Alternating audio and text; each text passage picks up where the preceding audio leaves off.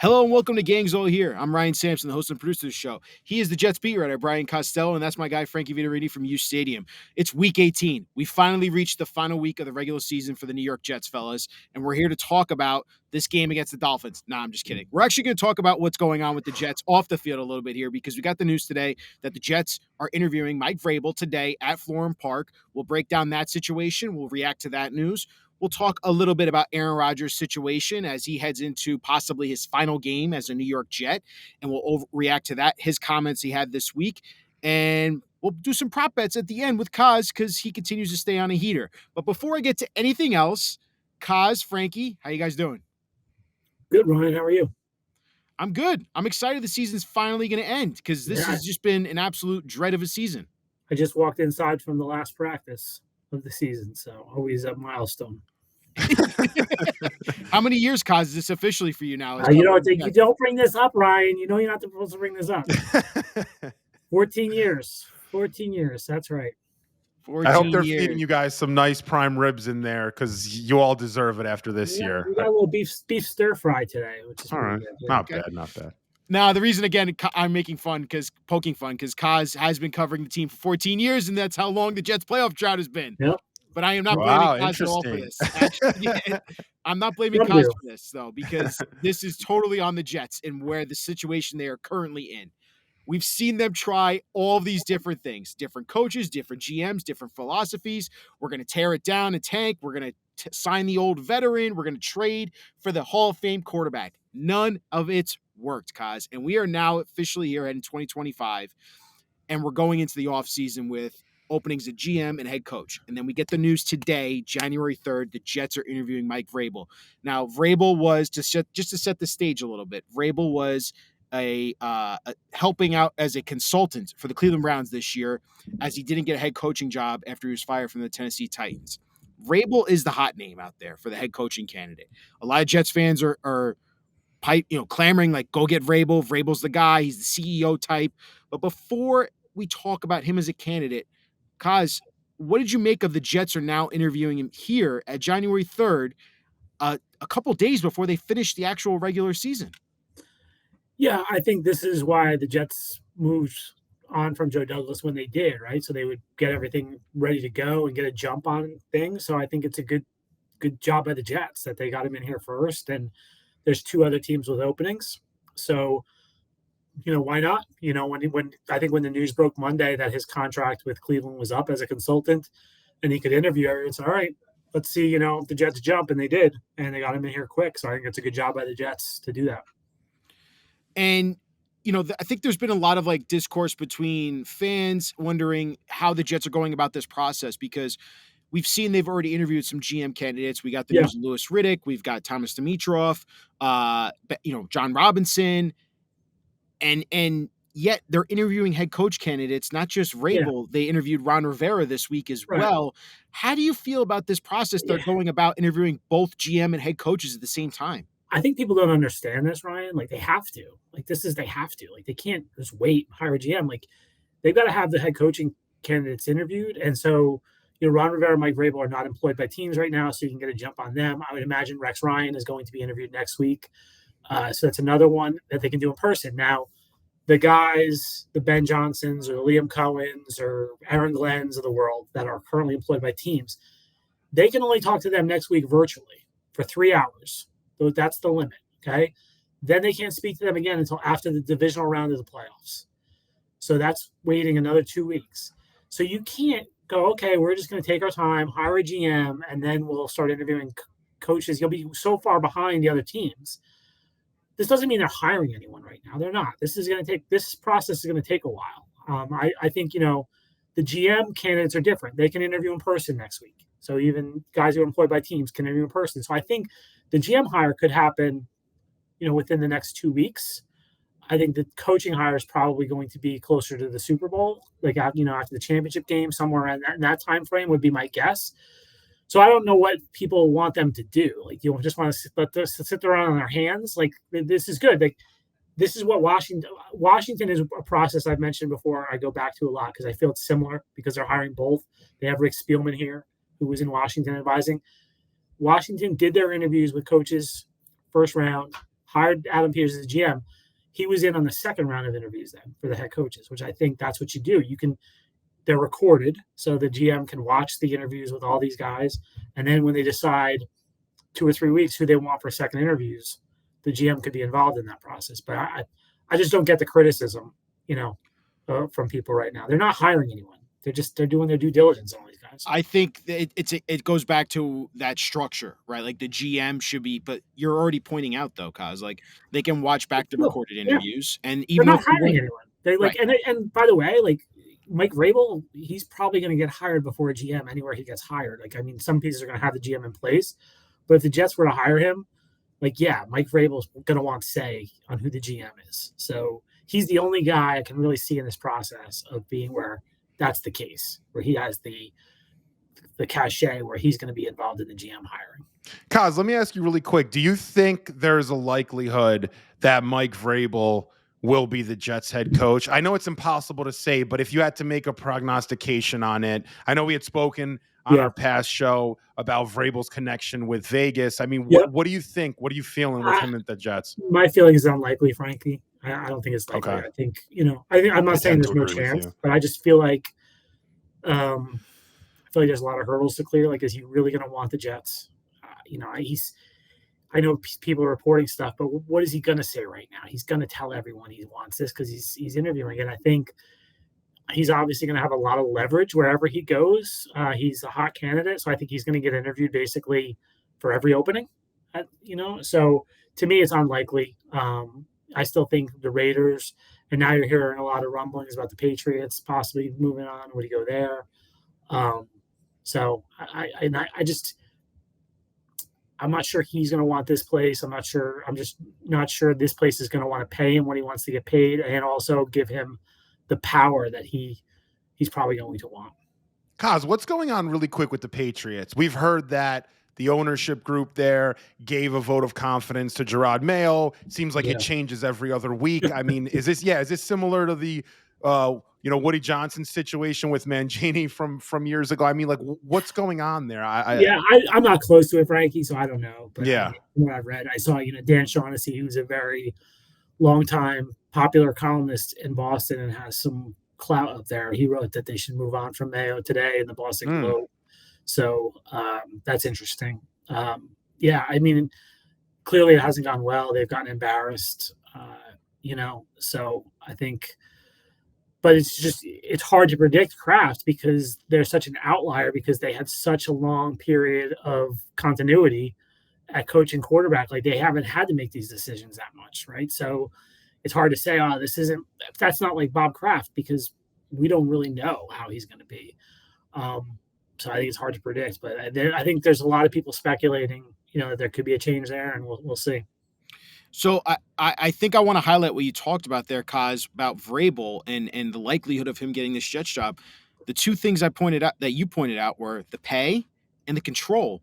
Yeah. That's concerning to me because that's ultimately what's been the story of why this Jets franchise has not been able to get out of its own way, is when a meddling owner has stepped in. I know there's been documented ways. But I don't necessarily agree with that, Ryan. Who was the candidate that you were like, they need to pay that guy, and they didn't pay him? Like, this is kind of a new situation.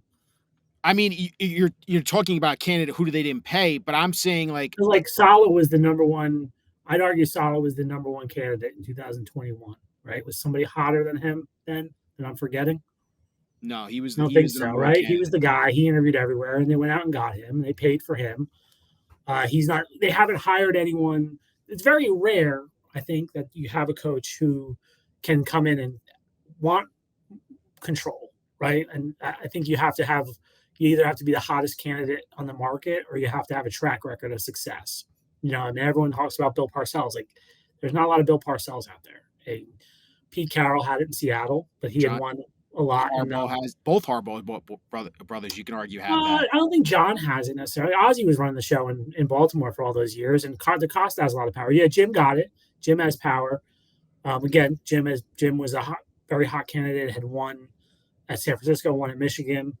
So there's usually one a year that maybe gets that kind of control. Gruden had it with the Raiders before it obviously all fell apart. But obviously, he had the track record with them before. So I mean, I'm not sure if I'm Woody Johnson. I'm paying Mike Vrabel, fu money. Like he's not Bill Parcells. He doesn't have 2 Super Bowl rings and another Super Bowl. He didn't build 2 teams. He got fired in Tennessee. Like he had 2 losing seasons and got fired in Tennessee. I think this almost feels like free agency to me, where the number 1 free agent wide receiver becomes overvalued just because he's the one available, and but he's not Justin Jefferson, right? We overvalue him because he's on the market. I feel like Vrabel's getting a little. I think he's a good coach, but I think he's getting a little overhyped here in terms of what people want.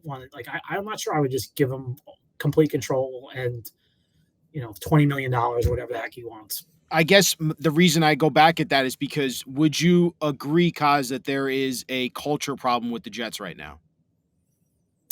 Yeah, right now, yeah, because they have no leadership right now, and they've plummeted into the abyss, and they've got 4 wins. But I don't think Mike Vrabel is the only guy who can fix the culture here. I think if someone comes in here, and to me, winning builds culture, Ryan, not the other way around. Because I've just seen it. I thought Robert Saleh did a very good job of trying to build culture here. Todd Bowles worked hard at culture. Rex Ryan worked hard at culture. And when things are going well, the culture is great. 2015, I remember thinking, oh my God, the culture is great. When things go bad, that's when stuff deteriorates. So, I think Aaron Glenn is a guy I look at. Like if you're talking to a guy, you want someone who's going to be a little more hold players accountable. I think that's what fans want. Aaron Glenn strikes me as he could be that guy too. I don't think Mike Vrabel is the only guy out there that could do that. I also think it comes down to players too. Like, how is the relationship going to be with Vrabel and these players? If he starts butting heads, Rye, with these players, you can do whatever you want. You can try to preach whatever kind of culture you're trying to build or accountability. They're going to not want to play for you. Well, Frank, I'll go back to it. If you're winning, they won't care. Of course. Winning is everything. He won in Tennessee, though. That's why. He won until he wasn't. Ryan, he won until he didn't. He won. But his GM sabotaged him by trading away his best wide receiver because he didn't want to pay him. He got some good years out of Ryan Tannehill, and then all of a sudden he didn't. To me, that's. And he lost 2 offensive coordinators that both became head coaches. I can go back and forth. He's had a winning culture there in Tennessee, something they haven't had in a long time. And he brought them to an AFC Championship game with, again, Ryan Tannehill. I mean, a great running game and a good, solid defense. And he brings that mentality that I'm trying to say, the Jets have lacked, in my opinion, of being prepared. Name me the last coach that you said every Sunday, this coach is going to out-prepare and have a better game plan than the opposing coach on the other sideline. I can't name one in recent memory for Jets head coaches. And I'm talking about Gase, I'm talking about Bowles, I'm talking about Saleh. I have never felt like we've had the coaching advantage on the sideline. That's fair. Yeah, I'm not sure Vrabel's automatically that guy. I think he had a pretty good team in Tennessee. I'm not sure how much he had to do with roster construction and stuff. And they got some good years out of Tannehill. He was healthy for the first time in his career and played pretty well. And then, to me, it's all about the quarterback, guys. It's like someone can tell me how you're going to figure out the quarterback. And that's the guy I want who has the answers there. And I don't think anyone has that answer. That's one thing I pulled out of today's news as well, is that Vrabel does want to figure out that quarterback situation. And the Jets have a giant question mark. And we'll dive into the Rodgers comments in here a little bit, but I do want to stick with this whole coaching candidacy for the head coach. So, Coz, you said Glenn. He's another hot name candidate, I would argue. I think Frankie's under the not assumption, but his philosophy is you go with not the hot candidate, but the offensive candidate, the offensive mind. Frankie, if you could talk more about your case for why you don't think the Jets need a Vrabel and need someone like a Liam Cohen or that type of head coach. Well, yeah, I think the talent that we have on offense needs an offensive coordinator or a head coach, ideally both, that can really maximize their ability to make plays offensively. I think if you bring in someone like an Aaron Glenn or a Mike Vrabel, you have to nail the offensive coordinator hire. You have to. And that's assuming you're going to be able to address the quarterback as well. Garrett needs a quarterback and an OC. Brees needs the same thing. The offensive lineman, Joe Tippmann, Olu Fashanu, they need an OC or a head coach that knows how to develop on offense. I don't see a path where that's going to happen with a Vrabel or an Aaron Glenn. I don't. I see a path with Ben Johnson. I see a path with Liam Cohen. I see a path with even a Joe Brady or a Cliff Kingsbury. And I understand then you go into then you're going to have the same accountability issues, which I understand. That's fair. However, my approach is pretty simple. Hire an offensive-minded head coach and then bring in a veteran, maybe a past head coach as your defensive coordinator that's obviously defensive-minded. That, I think, would kind of kill, three birds with two stones, if that makes sense. Yeah, because, you'll have the head coach and the OC in a de facto head coach. You'll have an OC that maybe just works with the quarterback. It's kind of like just a regular role. And then you'll have a defensive coordinator that was a head coach that brings the defense and the disciplinarian factor. So that's what I would look at. Ideally, easier said than done. But I'll say this about Aaron Glenn. And it goes for Ben Johnson and Brian Flores. Sunday Night Football, the Minnesota Vikings are playing the Detroit Lions. They're both 14-2, playing for the 1 seed. Let's see what Aaron Glenn's preparation is this week against that Vikings offense. Let's see what Brian Flores' preparation this week is against that Lions offense and Vikings offense. I mean, or Lions. I was getting confused. Let's see what it is. Flores against Ben Johnson. Glenn against O'Connell and Sam Darnold. Let's see right now. This is their Super Bowl. Let's see, Ben, what you can do against Flores' defense. Let's see, Aaron Glenn, what you could do against KOC and Sam Darnold's offense. Let's see it. Let's see. Flores, can you stop Ben Johnson's offense? I'm gonna drive myself in circles here. Yeah, you're just going in circles right now with that. But there's a lot here. This is a big game. If you want to look, if I'm an owner or I'm a GM and I'm looking at a potential head coaching candidate, I want to see what the preparation looks like. If Glenn's defense gives up 40+ points to the Lions offense.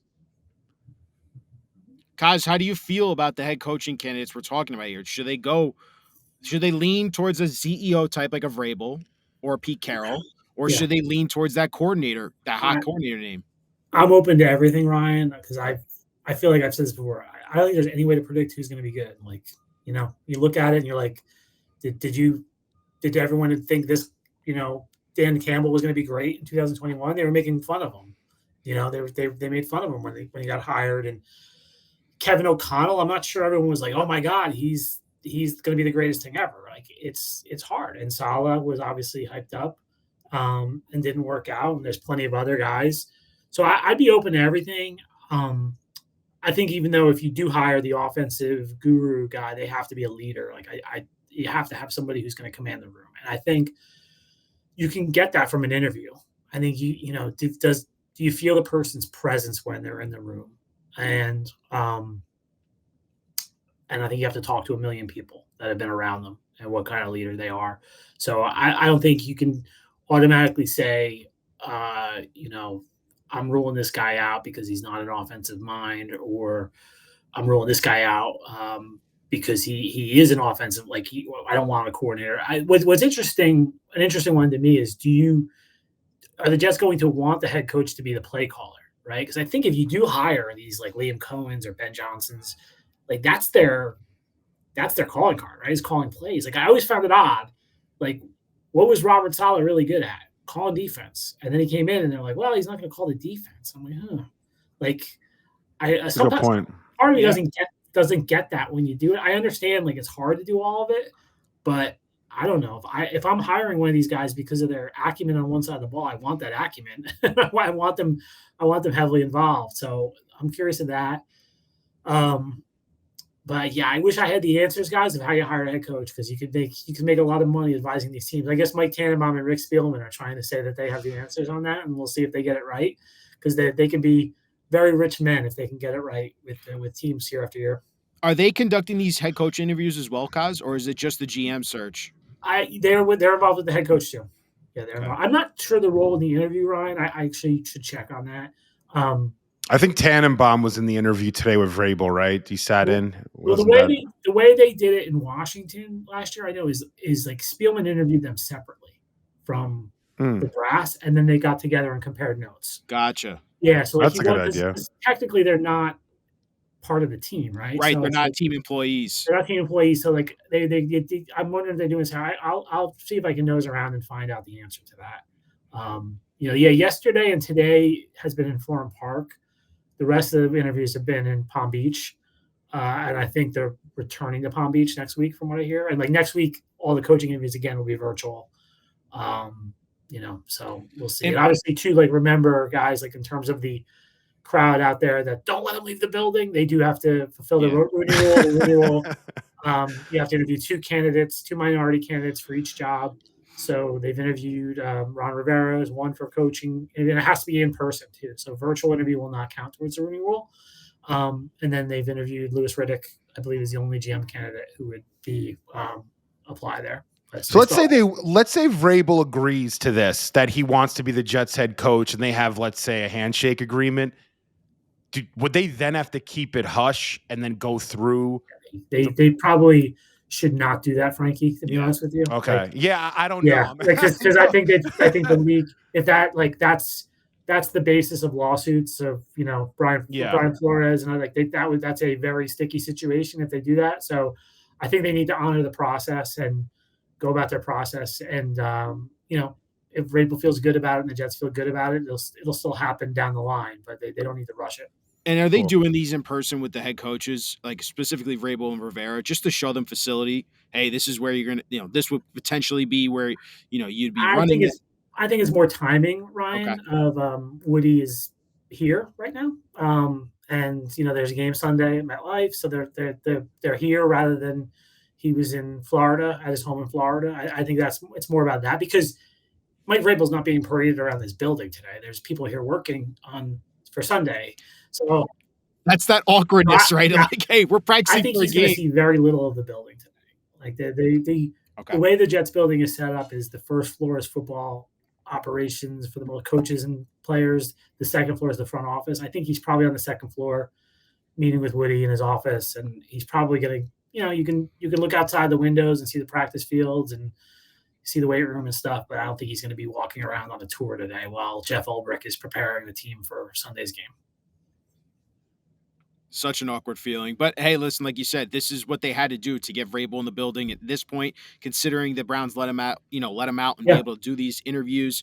And we're going to be looking forward to seeing how this process goes out. You'll see the names, who they're interviewing. And we're just going to keep pestering you with questions. Yeah, well, Monday, I think Monday should be a lot of put in requests to interview this person. I think we'll get a lot of requests on Monday. So, should be a pretty active. I would think next week would be super active. And then I think it calms down the following week, because you can't really do the coaching interviews after the wild card round. You have to wait until after the divisional round, unless they're like a Vrabel. Unless they hire a GM. But they even, like, guys who are employed, you can't. Vrabel could come back. He could do a second interview, or Rivera, but like the guys who are employed, you have to wait then until after the divisional round. Yeah. So I want to flip this now to the quarterback question, because, again, we never stop with this news. Aaron spoke to you guys. You asked him bluntly, could this be your last game? He said, yeah, could be. And, he said this is the 2 best years of his life and all that. I got to ask you again, Coz, bottom line, it seems like Aaron Rodgers' time with the Jets is done. Do you agree with that? I think I've been saying for a while, guys, I put it at 1% chance he's back, just because I've learned that you don't rule anything out around this place, but it sounds like he knows he's not coming back. He's reading the tea leaves, I think. He made the crack about being released by a teenager. I can't imagine that went over well with the owner. It's just, and I just too, like we've discussed this a bunch of times. I just can't see how it works with a new coach here. Like, you're trying to establish a new program. Aaron's going to be the dominant figure no matter who you hire, even if it's Mike Vrabel. He's a more dominant figure than Mike Vrabel. So I think it'd be tough to establish a program with him here. Are you still at a 1% chance, or is that number going down? No, I'm still 1%, Frankie, because just because we have some hope then. There's things that have happened here that are like, I probably would have given a 1% chance of Jamie Sherwood being the team MVP though too in August. That's good. That was a good tweet, by the way. I requoted that or whatever the hell they call it. Amazing. Yeah. I mean, yeah, that was cool. Also having, what are we up to? 5 kickers right now? Having 5 kickers in a season, 1% chance. Having 4 players suffer pregame injuries, I probably would have given a 1% chance. So stuff happens around here. Hassan Reddick not having a sack all year. Yeah, so Hassan Reddick, that's a 1% chance. Hassan Reddick on Wednesday, a few of us approached him at his locker. He would not talk to us. So are you serious? Really? Yeah. Shocker. Yeah, he hasn't talked. Shocker. I think he's last talked after the Arizona game. He has not talked since then to reporters. He's never in the locker room. What a great the guy. most unselfish player Jeff Ulbricht's ever seen. Is one of the most ridiculous quotes I've ever heard in my life. One of the worst quotes I've ever heard. I like Jeff. Yeah. I like him, but he just overdoes it in these press conferences. Like, just say the guy is giving good effort and, he wishes it was better. You don't have to call him the most unselfish player you've ever been around after he held out for 2 months. Unbelievable. So I guess this is the reflection here, since you're saying it's 99% chance he's gone. How quick are the Jets going to pull this trigger? Are they going to wait for the GM and head coach to make this decision? They have to. You can't, even if the truth is Woody's making the call, they can't make it look like Woody's making this call. So, to me, you also don't release people till after the Super Bowl, Ryan. Like that's when the waiver period begins. Okay. So to me, this happens before the combine. I kind of have the Friday before the combine in my mind. That's a news dump day, and it's also a day teams like to go to the combine like fresh, like ready for the new season, like having kind of a lot of the business done. The franchise tag is always right around there, so I have a feeling to be right before the combine. It's I would be remiss if I didn't ask you preliminary here. Let's say Rodgers is cut during that time.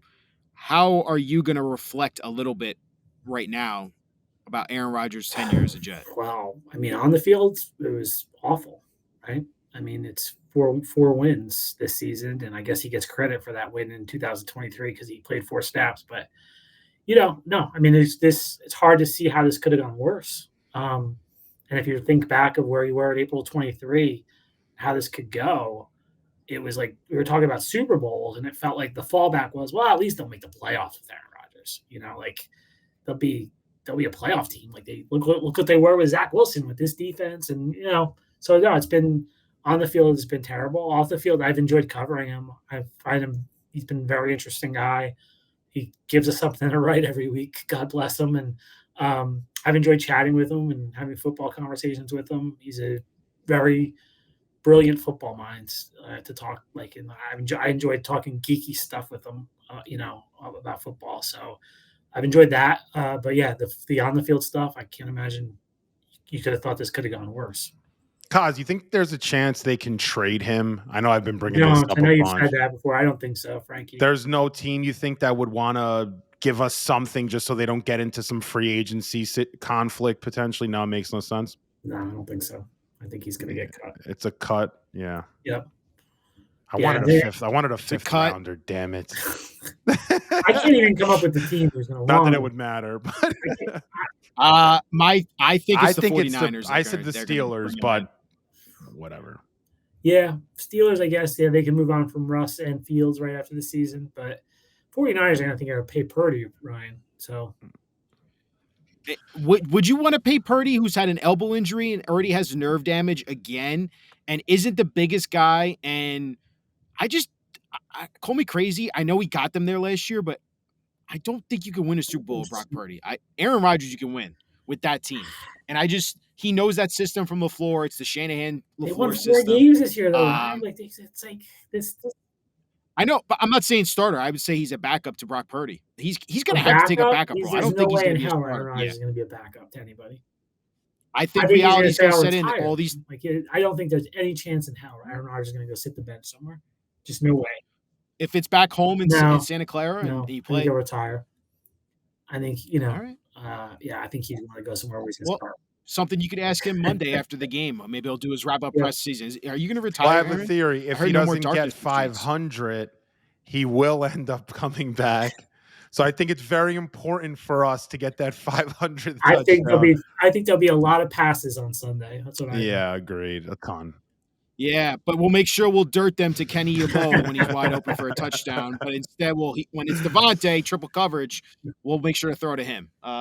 Yeah, this Aaron Rodgers situation has just been a complete and utter disaster from the start. From his first game here as a Jet. And unfortunately, I know I didn't see it coming. Frankie didn't see it coming. I know you didn't see this coming, Coz, but it's played out the worst potential outcome that you could have had here. So now it's about turning the key, trying to find the next solution here, quarterback. I got a couple things here for the Jets versus Dolphins game here, Coz. Last week for props, you did go 3-2. You were going to go 4-1 until you told me to change Aaron Rodgers over on touchdowns. He ended up throwing Freaking Yeboah, if he caught that touchdown pass, it would have been a Coz, when you changed that last week, I knew it was the wrong move because I was feeling you in the beginning. I'm like, he's right on this. Then I'm like, why didn't Yeboah catch that with his feet? Yeah. Rolled out right, 3rd and 1. He could have ran for the first down, but instead I'm going to dirt this to Yeboah. And then he's yelling at him. Unbelievable. So you went 3-2 last week. You're 57-44-1. You're up 13 units on the year total. I got some props against the Dolphins here this week. The worst betting week there is, right? Like this is. Yes, there's no rhyme or reason. There's no rhyme or reason. There's no rhyme or reason, but Coz, Snoop Huntley, but I got Devon Achane, and then I got Rodgers props for you as well, and Devontae Adams. All right, so Devon Achane, I'm going to start with him. 49.5 rush yards. That seems low. Over. Yeah. All right, he's got the over there. I got Breece Hall, 51.5 rush yards. Under. Why change now? Under. Wow. Why change now? Those are both incredibly low, by the way. Jeez Louise, what the heck? What do you think? They're going to score like 10 points? Maybe. This is going to be an air raid. Right. There we go.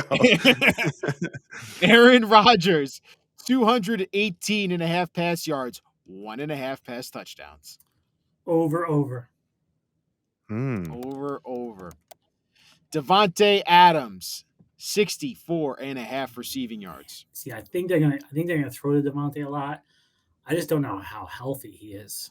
Like, he didn't look healthy to me last week. Wheel him out there for the 500 touchdown. Come on now. 64.5. I'll go over. And Garrett Wilson, 52.5 receiving yards. Wow. I'll go over on Garrett too. Over on Garrett. Air raid offense, air raid attack. All right, prediction time, fellas. I believe the Dolphins are 1.5 point favorite. I really didn't even look. I do not care about the result of this game. Well, actually, I do hope the Jets lose because of their draft position. I'll start with Frankie though. 425 start, Coz. It's a late Sunday night for you. The Dolphins are favored by one. Did we all get it right last week, Ryan? Did we all? We all got it right last week. Everyone went 3-0. Nice. All right. I got the Dolphins winning. I know a bunch of Jet fans think the Jets are going to win. I've been hearing that over and over again. I think this season is going to end exactly the way this season almost should end, with a loss. And I have the Dolphins 23 and our New York Football Jets 21. So the Dolphins cover, I believe, that 1.5. Okay. Yes. Yep. So, Coz, you are 11-5 on the season. You've been great picking games this year. Yeah. But you have to pick this one. Yeah, it's a hard one. I'm going to go with Frankie's idea that there's only one way for this season to end, and that's with the Jets win. So that I have to hear about, oh my God, we're supposed to pick 7, and now we're picking 9. And if this happened, we would have been picking first. So I'm going the New York Jets 27, the Miami Dolphins 23. Ryan. Wow. 7-23. You're gonna get the tankers really pissy, huh? That's Frankie right there. He loves tanking. I do. I'm on the tanker. If they did get their 5th win, they could slide all the way back to 10. Just giving you all a heads up. God, what are they going to do? Draft another offensive tackle instead of an all-world tight end. Brock Bowers. Okay. That's right, Brock Bowers. I'm going to pick. They can't. Rodgers was bad last week, fellas, like really bad. And I know the Dolphins stink, but the Dolphins need to win, like if they want to actually try and make the playoffs. So I'm going to take the Dolphins. I'm going to say Dolphins 21, Jets 10. Ooh. 21-10. It's going to be yeah. Rodgers gets his one touchdown for 500, and then he rides off into the sunset with Devontae. I got lone Jets. You're the only one. I had a feeling you're it was alone going to up be that. there. I had a feeling you were going to pick the Jets this week, Coz. I had a weird feeling That's about the it. way this goes, Frankie. Yep. That's the way this goes. Coz, we're looking forward to your coverage this weekend. Yeah, sure. I'm sure everyone's going to be reading that game story. The game story, maybe Monday we get some news. The Jets have completed the interview with Mike Vrabel, guys, by the way. So they let him leave the building. Does anybody know? Did he leave? The Jet fans are they camping out like some of those weirdos? I think I saw the car waiting for him outside. I could have thrown myself in front of the car for you guys, but. And listen, and we're gonna I think we might be talking to you Monday, maybe if there's some news. I think we should do a season wrap-up show anyway with you guys, just to get your perspective on everything here as we wrap up this horrific 2024 season. Sounds wonderful, Ryan. Sound like I'd love to reflect on it. Guys, I heard guys, there was a rumor you're writing a book about the 2024 Jets. I was hearing some murmurs about it. I said the other day when the kicker news came out, I'm like, it would be a fascinating book about the 2024 Jets. I'm not sure anyone would read it because it'd be so. But are you guys familiar with the book, The Worst Team Money Could Buy? Oh yeah. About the Mets. Yeah. Bob Clappish and John Harper wrote years and then early. That's this. This is very similar feel to this team. Yeah. Into the darkness and out into 2025. Yep. The 1% team. Because when you think it can't happen. Yeah. All right, guys. All right, guys. Thanks, man.